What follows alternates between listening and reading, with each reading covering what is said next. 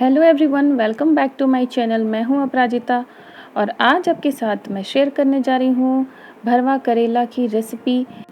तो ये रेसिपी मेरे सब्सक्राइबर की डिमांड पे है।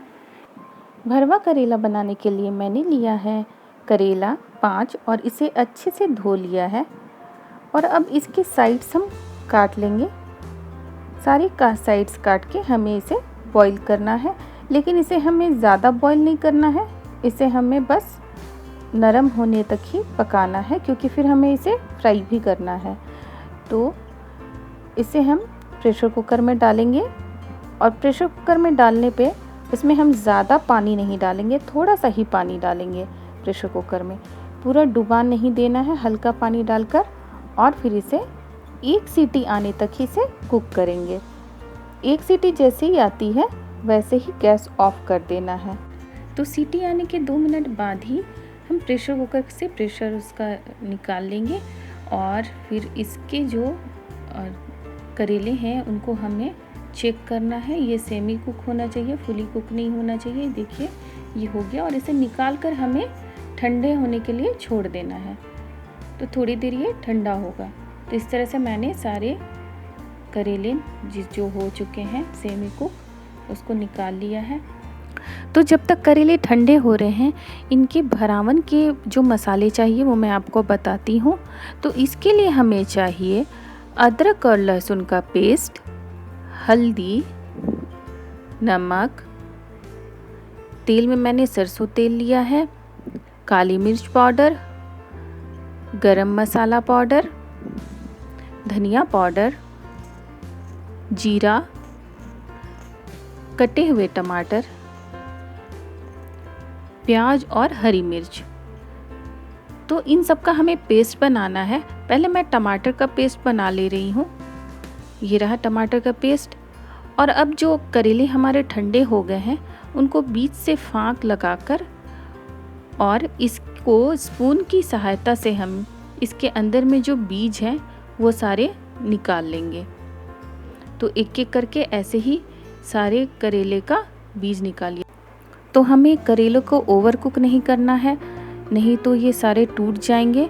तो इसी तरह से सेमी कुक करेले को बॉईल करके आप करें, चाहे तो किसी बर्तन में भी कर सकते हैं आप उसे बॉईल। प्रेशर कुकर कोई ज़रूरी नहीं है। ये सारे बीज मैंने निकाल लिए और इसके साथ में प्याज और जो हरी मिर्च थी और जो जीरा था, ये सब कुछ मिलाकर मैं इसको ग्राइंडर में इसका एक पेस्ट बना लूँगी। तो ये रहा जीरा और ये मैं डाल के और इसका एक पेस्ट बना लेती हूँ। तो ये हमारा प्याज वाला पेस्ट तैयार हो गया है। अब हम करेले जो हमारे बॉईल किए हुए थे उसके साइड से हम उसमें सारे साइड में नमक लगा देंगे। ज़्यादा नहीं लगाएंगे, थोड़ा थोड़ा करके नमक और हल्दी पूरे साइड में सारे करेलों में लगा देंगे, क्योंकि अभी हमें इसे फ्राई भी करना है। बॉइलिंग के टाइम में कोई नमक मैंने डाला नहीं था।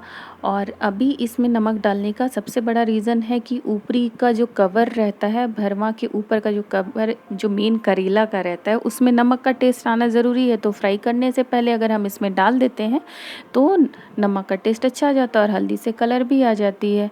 तो अभी मैंने कढ़ाई गर्म कर लिया है और उसमें तेल भी डाल के गर्म कर रही हूँ। और अब ये जब पूरे साइड स्प्रेड कर दिया तेल, और इसमें अब हम एक एक करके डालते हैं करेला फ्राई करने के लिए। और इस टाइम में फ्लेम मीडियम ही रहेगा और इसे हम बीच बीच में पलट पलट के फ्राई करते रहेंगे।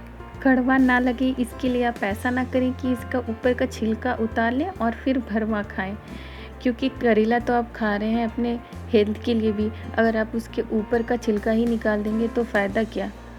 तो इसलिए इस चीज़ का ध्यान रखिए। देखिए मेरा लगभग फ्राई हो चुका है। तो आप भी बनाएं करेला तो उसका बिना छिलका छीले और खा के देखिए, बहुत ज़्यादा अंतर नहीं पड़ता है, टेस्ट वैसा ही रहता है। और जिन्हें कड़वा पसंद है चीज़ें खाना, उनके लिए तो कोई बात ही नहीं है। तो इन करेलों को अब हम निकालते जाएंगे एक एक करके। अगर अभी तक आपने मेरे चैनल को सब्सक्राइब नहीं किया है तो सब्सक्राइब बटन दबाइए। नीचे जो बेल आइकन है उसे भी दबाएं, तो आपको मेरी कुकिंग अपडेट्स मिलती रहेंगी। तो 2 बचे करेले मेरे रह गए थे, वो दोनों भी मैं फ्राई कर दे रही हूँ। और इस तरीके से मैंने सारे करेले फ्राई कर लिए हैं, ये आप देख सकते हैं।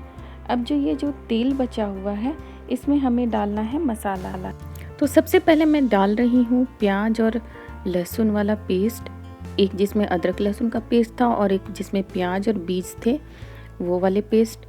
तो इसको डाल के पहले फ्राई कर रही हूँ। इसमें थोड़ा सा नमक और हल्दी डाल रही हूँ और उसको भी डाल के थोड़ी देर फ्राई करूँगी।